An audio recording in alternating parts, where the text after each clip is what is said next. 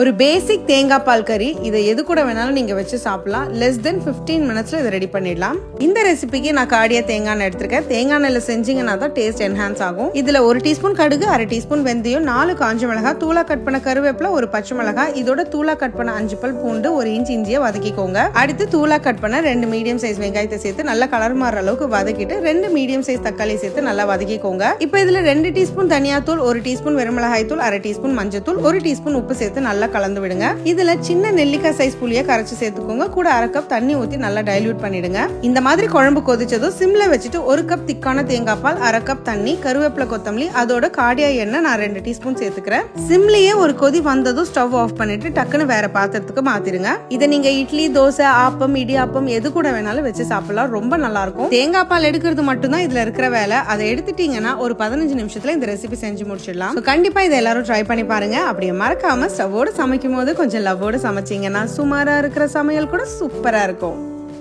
எப்படி?